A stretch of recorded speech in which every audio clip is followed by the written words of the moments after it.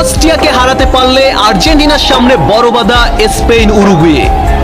Round of 32-তে Spain নাকি Uruguay, কার মুখোমুখি হতে যাচ্ছে আর্জেন্টিনা?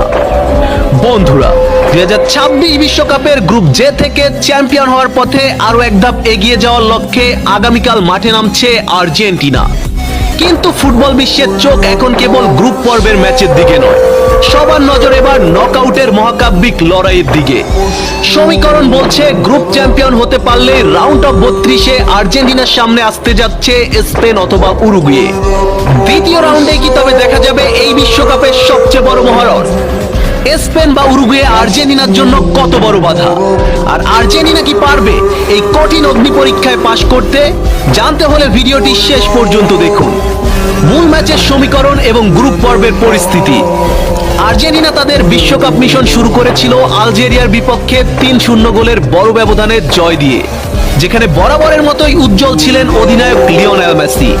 অন্যদিকে অস্ট্রিয়াও তাদের প্রথম ম্যাচে জর্ডানকে 3-1 গোলের বড় ব্যবধানে হারিয়েছেন।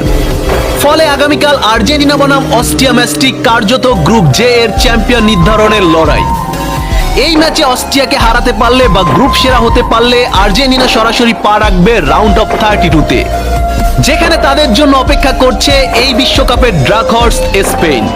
প্রতিপক্ষ বিশ্লেষণ, স্পেন ও উরুগুয়ে কতটা শক্তিশালী? এবার আসা যাক মূল বিশ্লেষণে। রাউন্ড অফ 32-তে আর্জেন্টিনার সম্ভাব্য প্রতিপক্ষ স্পেন অথবা উরুগুয়ে। স্পেন, দ্য লা রোহা, বর্তমান ইউরো চ্যাম্পিয়ন স্পেন এবং তরুণ অভিজ্ঞদের এক দারুণ মিশ্রণে তৈরি করেছে এক অপ্রতিরোধ্য দল। তাদের পজিশন ভিত্তিক ফুটবল, টিকি টাকা এবং মাস মাঠের নিয়ন্ত্রণ যে কোনো দলের রক্ষণভাগকে চূর্ণ বিচূর্ণ করে দিতে পারে। বিশেষ করে উইংয়ে তাদের তরুণ উইঙ্গারদের গতি এবং বক্সে নিখুঁত ফিনিশিং লিওনেল স্কলোনির ডিফেন্সের জন্য সবচেয়ে বড় পরীক্ষা। উরুগুয়ে, লাতিন আমেরিকার দ্য লা সেলেস্তা। মার্সেলো বিয়েলসার অধীনে উরুগুয়ে এখন হাই প্রেসিং ফুটবলের এক নতুন পরাশক্তি। আর্জেন্টিনার চিরপ্রতিদ্বন্দ্বী এই ল্যাতিন দলটি শারীরিক শক্তি, গতি এবং কাউন্টার অ্যাটাকে বিশ্বসেরা। ডারউইন নুনেসের মতো ফরওয়ার্ড এবং ফেদে ভালভার্দের মতো মিডফিল্ডাররা যে কোনো দলের জন্য সবচেয়ে বড় হুমকি। এবার আসা যাক আর্জেন্টিনা প্রসঙ্গে। আর্জেন্টিনা কি এই ম্যাচে জেতার ক্ষমতা রাখে?